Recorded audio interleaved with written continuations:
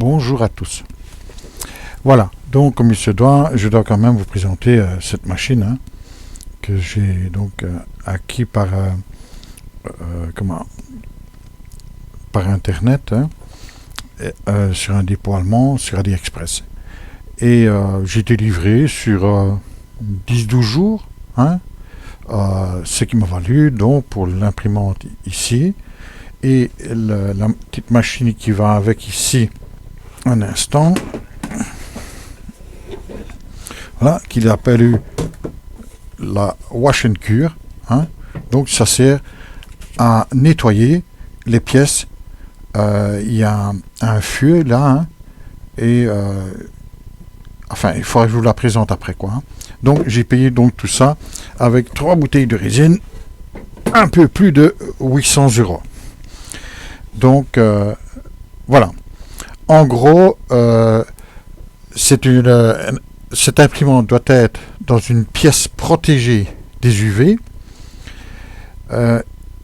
et surtout ne pas respirer les émanations qui sont nocives pour les poumons. Donc c'est à vous de voir de prendre la sécurité nécessaire. La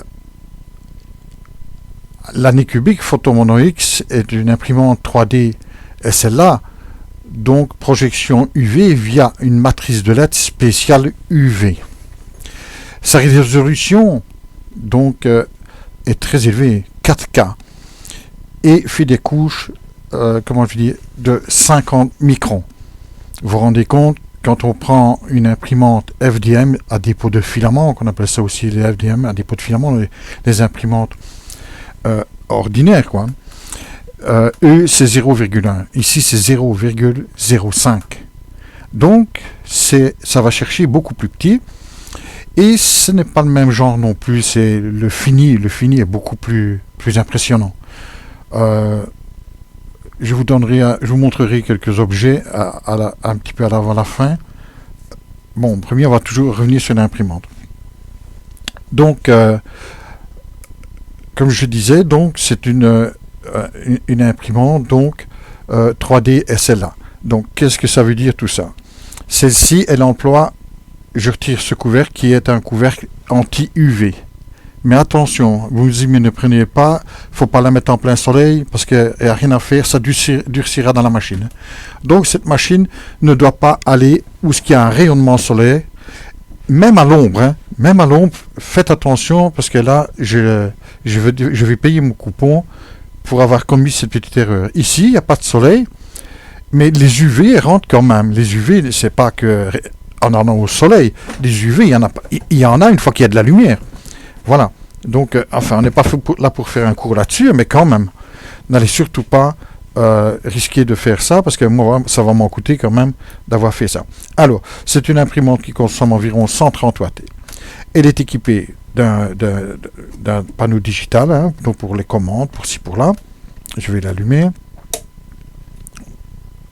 Elle s'allume. Attends un instant. Elle ne s'allume pas. Ou elle était allumée peut-être.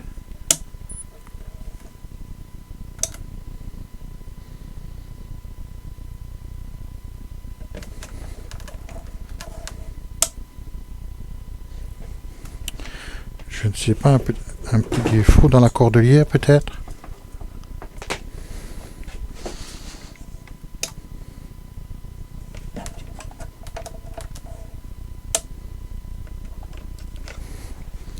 Évidemment, c'est toujours quand il ne faut pas que ça fait des âneries.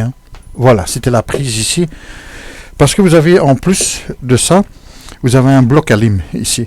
Et c'était cette prise ici qui est encore séparée, comme il y a sur tous les PC, les stations de PC. Si je retire ça, forcément, elle était déboîtée. Voilà.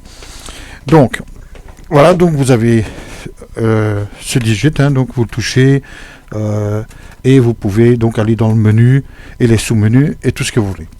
Ça qui pourrait faire sujet d'une autre vidéo, seulement ça ne finira pas. Et après, ça va être trop gros pour mettre sur YouTube. Donc, vous avez donc à l'intérieur, je l'avais dit, donc 4 ventilateurs, parce que pendant le temps que ça polymérise la résine, ça va extrêmement vite. Celle-ci est capable de polymériser à 1,5, voire même des sucres qui descendent plus bas. 1,5 secondes, je parle. Donc, quand elle fait sa couche, pas les couches, les premières couches, non. Les premières couches, c'est du 45 secondes pendant 6 couches. Certains mettent 8. Puis, elle attaque donc les couches dites normales pour construire la pièce. Là, c'est 1,5 secondes par couche. À peu près. Ça dépend de la machine. La machine doit être réglée quand on vous la livre. Elle est à 100% de luminosité. Il faut la réduire à 80%. Eux-mêmes le disent sur le mode d'emploi, tout en anglais ou en chinois. Merci, Anycubic, le français, il n'existe pas, ni l'espagnol, ni le restant. Enfin, soit. Donc, quand vous voulez des renseignements là-dessus, c'est un petit peu comme un blender dans le temps. C'était tout en anglais et allez vous faire foutre. Enfin, soit. Ça me fait rager des histoires pareilles, mais qu'est-ce que ça leur coûte de mettre le mode d'emploi en français quand même? Pourtant, il existe des lois, normalement. Quand on va dans un pays, on est obligé, normalement, de traduire. Enfin, soit. Alors, comment ça fonctionne? En dessous de cet écran, mais là, il faudrait que je la démonte pour vous le montrer. J'ai des photos, d'ailleurs. Vous avez donc une matrice à lettres qu'on appelle. Donc, ce sont plusieurs rangées de grosses lettres, UV, donc, qui font durcir la résine dans une plage de 405 nanomètres, qui est la fréquence pour faire durcir la résine avec les UV, quoi.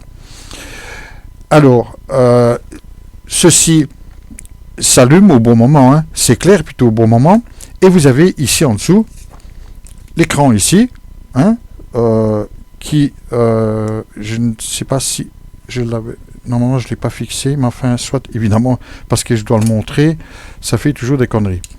Enfin, soit, voilà. Donc, vous allez me dire comment ça se fait qu'il défait. C'est normal, j'aime bien de savoir ce que je fais. Voilà, cet écran est comme ceci. Et c'est lui qui envoie les négatifs, si vous voulez, pour essayer de vous expliquer. Donc, ce sera noir où ce que la lumière ne peut pas passer, et ce sera blanc où ce que la lumière peut passer.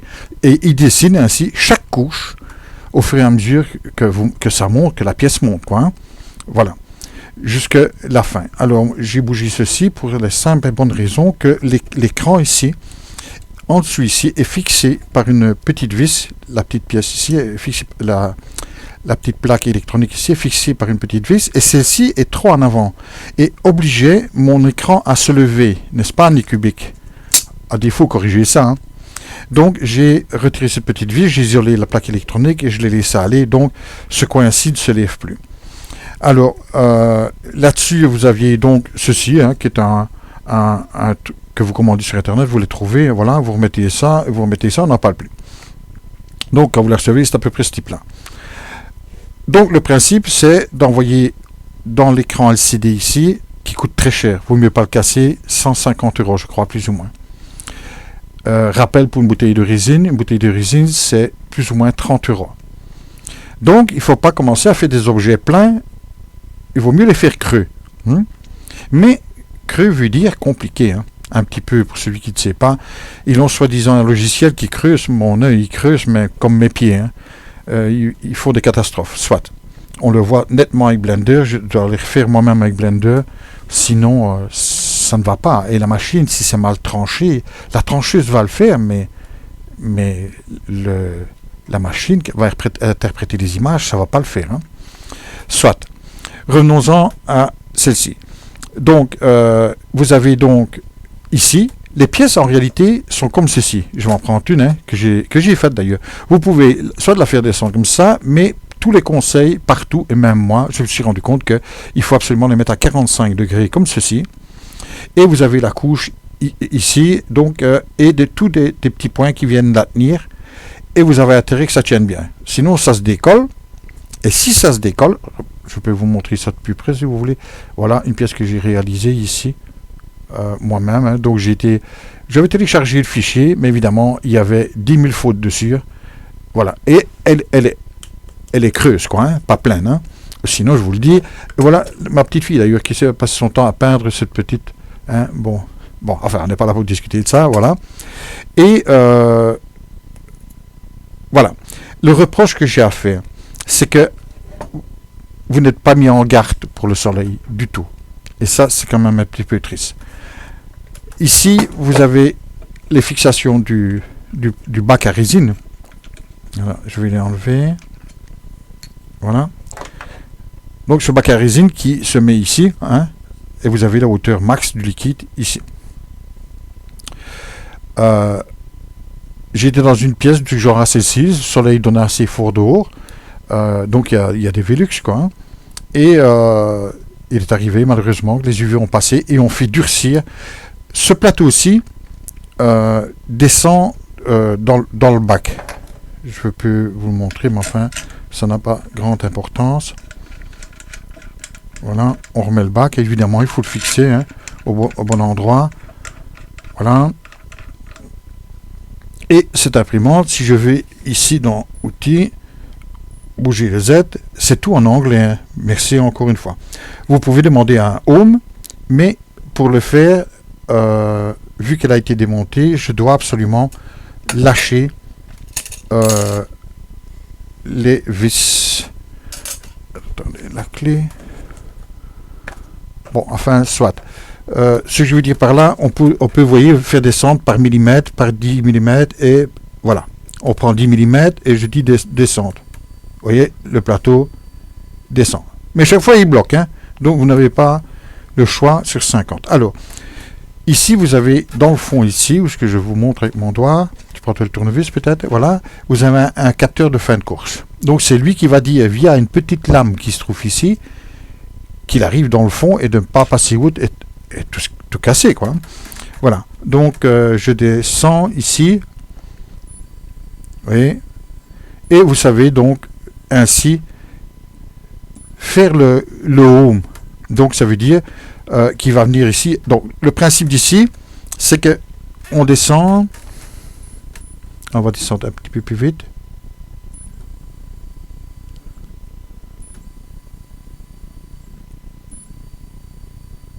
C'est énervant parce qu'on ne sait pas descendre plus que 10, hein. 10 mm, quoi. Voilà, on y arrive. On y arrive. Voilà. Voilà.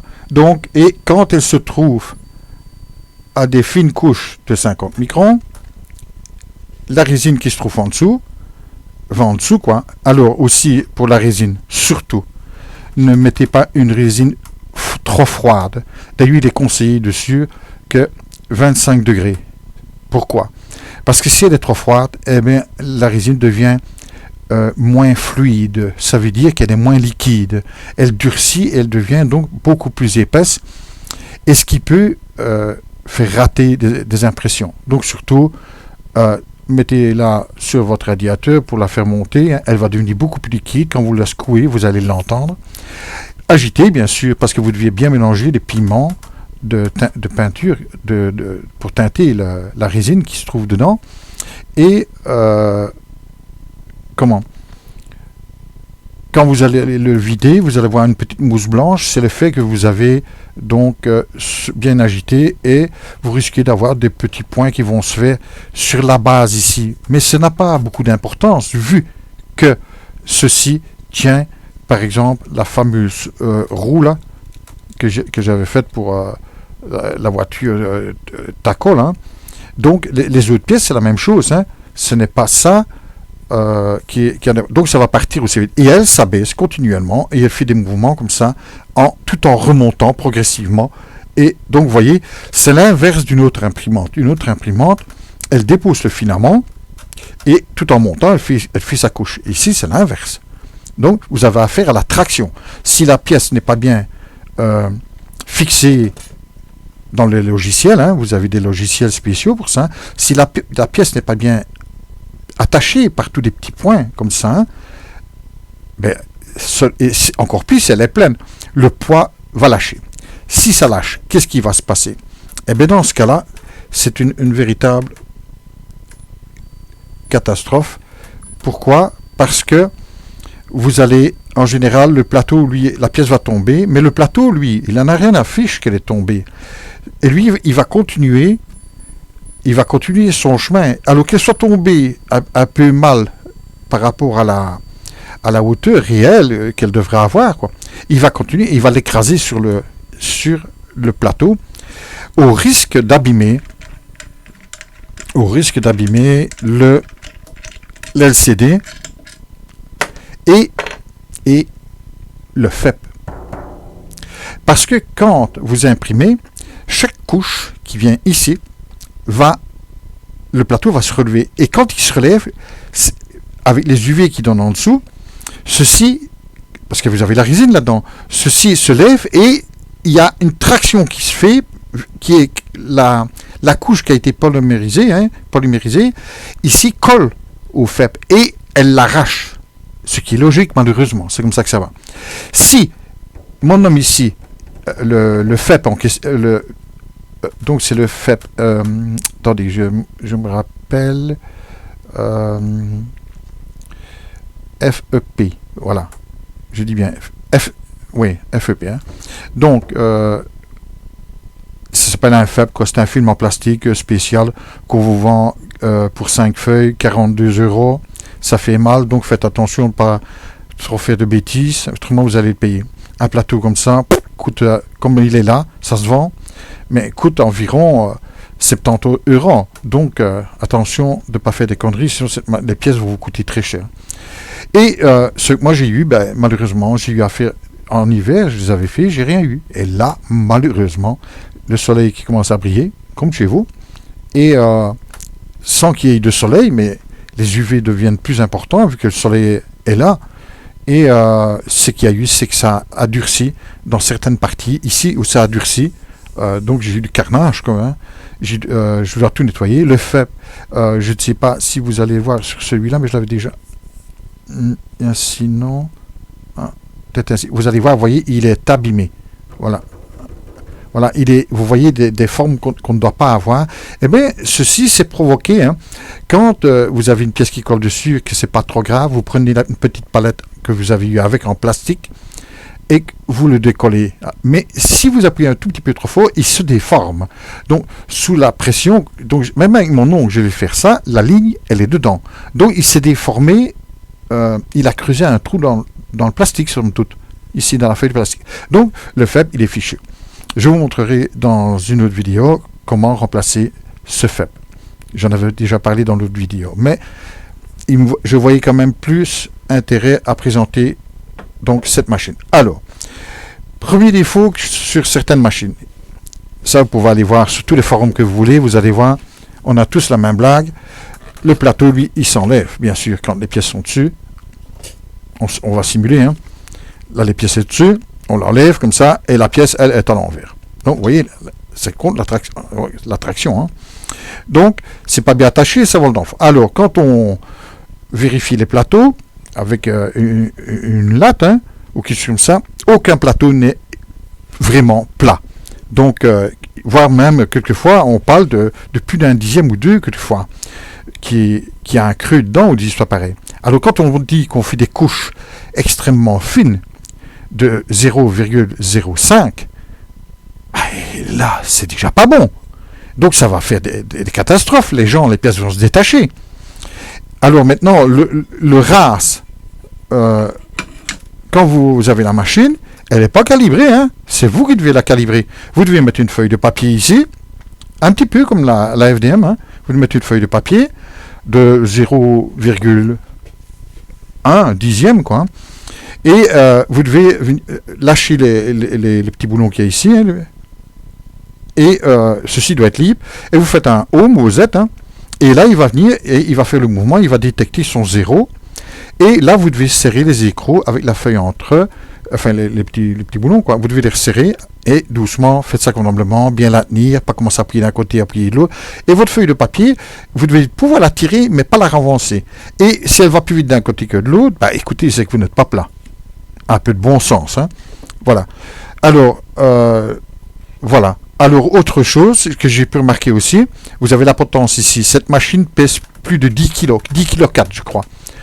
Ça, je pourrais donner les caractéristiques de cette imprimante, mais elle fait 10 kg 4, si me souviens son mot. En tout cas, elle passe les 10 kg. Et elle a son poids, c'est vraiment du costaud, hein, c'est pas une plaisanterie. La potence, que je vais appeler ça ici, elle est mise, mais malheureusement, s'arrête à ce niveau-là. Ce qui veut dire qu'à ce niveau-là, évidemment, je l'ai démonté. De toute façon, quand vous êtes sur garantie comme ça, si vous avez une pièce qui pète, ils vous la renvoient et ils mettent les vidéos comment remettre la pièce. Donc vous devez la remettre vous-même et pas la remballer en Chine. Parce que vous risquez peut-être de ne plus la revoir. Surtout avec le système de courrier. Alors, désolé, mais quand moi j'ai des colis qui arrivent ici, qui sont fracassés, et que je dois dialoguer avec Annie Kubik pour les FEP, par exemple, où là, il y avait eu un coup en plein milieu, et voilà. Heureusement, après 1, 2, 3 plaisanteries qu'ils ont faites, je les ai menacés un petit peu, et là, ils m'ont remplacé, ils m'ont renvoyé des FEP, mais 42, 48 euros, ça fait pas rire, quoi. Hein. Donc, c'est les fameux plastiques pour remettre à ça. Enfin, ils ont fini par les remplacer. Mais je vois que beaucoup de gens ont des difficultés à avoir, par exemple, l'écran LCD qui est ici, qui coûte 150 boules à peu près. Vous allez me dire, mais quelle est l'utilité de le remplacer? Certains, malheureusement, ont lâché. C'est programmé pour 2000 heures. Il est normalement 2000 heures de fonctionnement. L'écran. J'ai pas dit les lettres, hein, la rampe. Hein. Et ce qui va se passer, c'est que 2000 heures, vous vous rendez compte, parce qu'il allume 1 seconde et demie à chaque fois, donc avant d'arriver à 2000 heures, il faut déjà en faire un. Mais le jour où il faut le changer, il faut le changer. Et comment je veux dire, comment ça arrive? Eh bien voilà, vous avez ceci, qui est le FEP, hein. S'il est issu des micro-fissures, d'histoire pareille, la résine, ça chauffe très fort là en dessous, hein, et la résine arrive à passer. Et quand elle passe, malheureusement, elle va se déposer sur l'écran qui est en dessous. Mais vous vous rendez compte, c'est de la résine. Quand c'est dur, regardez le plateau ici. Je suis bon pour tout démonter, hein, voire peut-être même le remettre en peinture, parce que vous atteignez l'élu en voulant avoir cette résine qui est collée. Donc, aucune protection n'a été mise pour ça. La seule protection que je me suis dit que j'allais faire, c'est tout simple. Je prends une feuille ici, un FEP, hein, que vous recevez comme ça. Je le mets ici, comme ceci, hein. Voilà, vous le découpez le plus juste possible. Attention de laisser les passages pour les vis et tout ce que vous voulez. Et quand il est bien mis, vous remettez votre écran dessus avec le nouveau FEP. Vous vissez le tout, et moi je ne le colle même pas. Comme ça, si ça ne va pas, je le change, point barre. Certains mettent des plexiglas, mais n'oubliez pas que plus vous mettez de l'épaisseur, moi ici il fait 0,15 centièmes. Donc, certains vont mettre des plexiglas qu'on vend pour les visières que vous avez fait pour le Covid, là, et des histoires comme ça. Moi, je dis que vous allez provoquer une diffraction de la lumière et que c'est pas une bonne idée pour des pièces de précision, des histoires pareilles, c'est pas bon du tout. Donc, enfin, soit. Et ici, vous le mettez comme ça, vous remettez votre truc quand vous avez mis à nouveau, hein, que c'est bien fait, et puis vous faites votre 0, hein, le Z0. Celui qui veut en savoir plus, je peux toujours mettre une vidéo quand j'aurai remplacé ceci, nettoyé ceci, pour montrer ça. Voilà, vous voyez qu'il y a énormément à dire. Alors, ceci, j'avais dit, avec la potence ici, qu'il l'arrête au ras. Pourtant, cette plaque-ci est épaisse, vous savez. Ça, c'est pas une blague. Hein. C'est pas pour rien qu'elle pèse 10 kg. Ça aussi, ce sont vraiment des rampes coulissantes qu'on emploie dans les machines réellement. C'est pas du donné. Hein. Et la potence ici est un poil hors équerre, mais d'un 10e et demi. Elle est hors équerre par rapport au plateau. Alors, parlons-en de machines de précision, c'est bien. Alors, tout de suite, ma curiosité d'aller voir si on pouvait régler ça. Il y a moyen, hein, en mettant peut-être une petite épaisseur à l'avant en fine feuille de métal ou de l'aluminium, hein, à l'avant, et qu'en resserrant, la potence va se redresser ou quelque chose comme ça. Mais avouez que ça ne devrait pas arriver. Il aurait été plus intelligent de faire aller la potence jusque dans le fond, avec 2 vis dans le fond, où on aurait pu régler comme un tiroir, le va-et-vient, précalé en usine, d'accord. Mais voilà, en attendant, il y a toujours un décalage que je vais devoir corriger, je n'ai pas le choix. Autrement, vos couches, qu'est-ce qu'elles vont faire? Elles vont partir là, si la potence est de travers comme ceci, hein, votre pièce, elle va partir en couche, mais elle va se mettre comme ça, quoi, ça va pas. Voilà, en gros, c'est ça. Voilà, j'essaie d'aller le plus vite possible. une vis sans fin ici. Hein. Voilà, en gros. J'ai réalisé bien sûr déjà des pièces. Hein. Et la petite wash and cure qui, elle, c'est un système, quand votre pièce est nettoyée, premier vous avez un seau pour mettre à l'intérieur. Vous le mettez avec de l'alcool isopropylique, hein, qui coûte cher, mais enfin si vous trouvez de l'alcool ménager à 90 degrés, ben c'est valable, quoi. Vous le mettez dedans, et il y a un système qui tourne, qui fait tourner l'alcool, et elle se nettoie. Puis un petit conseil, celui qui a un petit compresseur, vous allez vous le souffler convenablement, faites partir, afin qu'elle devienne réellement mate partout. Voilà, donc elle fait ça, mais ne fait pas que ça. Quand la pièce, elle a été lavée à l'alcool et tout, n'appuyez pas dessus parce que c'est toujours un peu collant, vous allez abîmer la pièce forcément. Vous la mettez dedans, et là vous enlevez la cuve, hein, et là le plateau se met à tourner, il y a une rampe avec des LED UV, et ça fait durcir complètement, après vous pouvez le toucher, et vous ne sentez plus rien. Mais quand vous voyez la qualité de cet objet, vous voyez, c'est toujours difficile de montrer quelque chose à cette webcam, mais j'ai un site Facebook, malheureusement je ne peux pas le mettre parce que sinon je vais me faire repérer. Donc voilà, je n'ai pas envie. En gros, donc les deux machines, ça, vous voyez, donc on a vite des frais. Maintenant, oui, j'ai réalisé 2-3 petites pièces ici que je vais vite vous montrer avant de clore cette vidéo. Voilà une petite pièce que j'ai refaite d'ailleurs pour la DaVinci. Hein. La DaVinci, c'est un tendeur. Hein, vous voyez, la finition est quand même terrible. Hein. C'est petit, hein, regardez par rapport à mes doigts. Hein, vous allez voir tout de suite que ce n'est pas gros. Je l'ai refait avec celle-là à résine. Hein. Voilà. Maintenant, vous avez aussi le test des tests anicubiques qu'il y avait dedans au départ. Hein. Vous voyez que ceci n'est pas très grand, ou à l'intérieur il est écrit anicubique, mais pas évident de vous montrer ça, d'autant plus que c'est gris. Voilà. Comment est-ce que je vais dire? Il y a des autres pièces de test du genre à ceci, hein, où vous voyez, elle est capable de faire des pins très très fines. C'est une pièce test. Hein. Voilà, ça c'est pour vous donner une idée de ce qu'elle fait, de ce qu'elle fait pas, etc. Donc il y a moyen de remédier à tous ces défauts, mais c'est comme embêtant parce que maintenant ils ont réduit le prix d'une centaine d'euros, j'ai vu.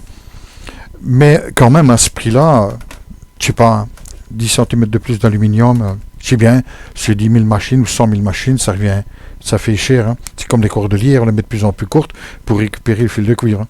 Bon, allez, sur ce, je vais clore cette vidéo, pas que ce soit trop long. Allez, à la prochaine, peut-être la prochaine, nettoyage du bac, etc. Allez, les amis, salut.